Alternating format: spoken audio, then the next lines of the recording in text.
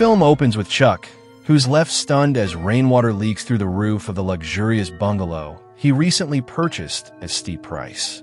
Furious, he snaps a photo and sends it to the property agent, silently cursing him. Concerned, he heads to his wife Maria's studio, worried that it might be leaking too. Maria, a passionate fashion designer, is in the middle of a live session sharing her creative journey. Thankfully, her studio is dry. Chuck's gaze then falls on a peculiar old mannequin standing in the corner, a dummy Maria adored and insisted on bringing to the new home. Later, Chuck steps outside to inspect the bungalow. There, he meets a neighbor who seems surprised that the house was sold at all. The man hesitantly reveals a chilling secret. The previous owner died by suicide right inside the bungalow. Shocked and angered that the agent never disclosed this, Chuck rushes back in and reviews the leaked photos again. But something strange catches his eye. In one photo, a shotgun appears, but no such weapon exists in his house. The eerie occurrences escalate. The next morning, during a walk in the garden, Chuck spots the mannequin oddly positioned outdoors. Confused, he wonders if his emotionally fragile sister Isabel, still grieving their mother's recent death, could be behind the strange behavior. The neighbor advises Chuck to monitor his sister's mental state and suggests he visit the town library to learn more about the area's history. He also invites him to a secretive local group meeting. That afternoon, Chuck visits the library. Flipping through dusty books, he uncovers a volume detailing the dark past of the village. Just as he's leaving, a sobbing girl appears among scattered books. She warns him, "Stop digging into these secrets, or you'll face the consequences." Chuck, thinking she's mentally disturbed, dismisses her warning and walks to the front desk. But the librarian's reaction is unsettling. Upon seeing the book Chuck picked, the clerk's face turns pale. He warns Chuck to stay away from the area. No one who's gone searching has ever returned the same. Chuck insists he's only curious about the village's history, then mentions the crying girl. The clerk goes silent and abruptly walks away. That night, back at home, Chuck starts reading about a mysterious 1980 conference. Suddenly, the doorbell rings. One of his students has arrived for her first music class. Chuck, a music teacher, welcomes her, though she's visibly nervous. He heads to the kitchen to get water, but just as he leaves, hauntingly perfect piano music fills the room. When Chuck turns around, he sees the student still at the door, nowhere near the piano. Both are stunned. The piano stops. The girl, terrified, runs out of the house. With Maria away on work, Chuck attends the secret garden club meeting. Only 6 people are there, including the library clerk.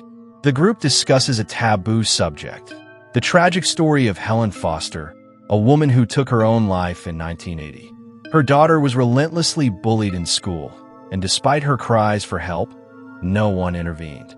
Helen, devastated and furious, ended her life in her home, and since then, mysterious deaths have plagued the village every year. Locals believe her spirit is still seeking justice. The meeting ends in tension. As Chuck heads home, he hears laughter echoing from a nearby church. Disturbed, he rushes back and checks on Isabel. She's still tormented by nightmares of their mother and often unburdens herself to Chuck. That evening, her childhood friend visits and shares in detail the legend of Helen Foster. Later that night, Isabel is disturbed by a flickering bathroom light. Thinking it's faulty, she removes the bulb and places it on her nightstand. But eerie things begin to stir again. In the morning, she sees the bulb, confirming it wasn't a dream. Soon after, Chuck calls her home. Maria is deeply shaken. During her earlier live session, the mannequin behind her moved on its own. Her best friend, watching the stream, kept messaging her frantically to leave the room. Maria, dismissing it as nothing, continued until she realized the mannequin had vanished. She was paralyzed with fear. Later, a loud noise echoed from the next room.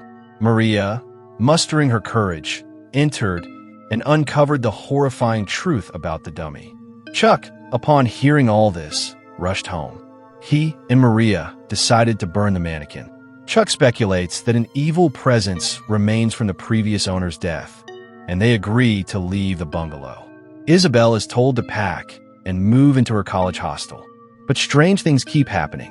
While helping Isabel pack, her friend notices a picture of her and her mother. But something is off. The woman in the picture doesn't resemble the mother Isabel described. Shocked, Isabel reveals her mother died in an accident months ago. Her friend is stunned. He claims he recently saw her mother walking in the house. Before they can process this, a loud crash comes from the kitchen. Rushing downstairs, they find the house chillingly cold. A strange wind howls through the rooms, like the wailing of a spirit. Her friend, unable to bear it, steps outside. Alone, Isabel hears her name whispered behind her. She spins around, but no one is there. Suddenly, Maria appears, warning her not to investigate further. Isabel refuses. Moments later, a blood-curdling scream comes from Maria's room. Isabel rushes in. The door creaks open slowly. Maria is sobbing, her nose bleeding, her face pale with fear. She doesn't understand what's happening to her. Later, Isabel's friend returns with an old map he found by comparing a 1923 planner with modern city layouts. He reveals a shocking discovery. 825 Forest Road is not just the story's name. It's a real forgotten address. Chuck decides to confront the man who sold them the cursed home. Before leaving, a new agent arrives for an ad shoot, and Maria agrees to help. Isabel, suspicious, asks her friend to stay behind with Maria, while she and Chuck head for 825 Forest Road, deep within the forest. They break into an old, crumbling house. The interior is eerily similar to Chuck's own bungalow. Upstairs, Isabel sees a shadow flicker past. Back home, Maria, now alone with the agent, suddenly begins speaking in a strange, ancient tongue. She starts recounting Helen's 1980 tragedy, revealing that her daughter begged for help but was ignored. Maria has been fully possessed by Helen's spirit. At the same time, Chuck discovers a hidden wooden box beneath the floorboards. Inside are unsent letters written by Helen, pleading with the school authorities to stop her daughter's harassment. Every letter was returned, ignored. Then the realization hits. Helen's house and 825 Forest Road are the same. Just as Chuck prepares to flee, he finds Isabel standing eerily, still upstairs. Meanwhile, Isabel's friend tests Maria by asking for her daughter's name. She erupts in manic laughter and screams, possessed entirely. Suddenly, silence. Back at the house, Chuck tries to pull Isabel to safety, but an invisible force grabs her. Both are dragged into a dark room as the ghost of Helen claims new victims. In the final horrifying scene, we learn that Helen's spirit is not just seeking revenge.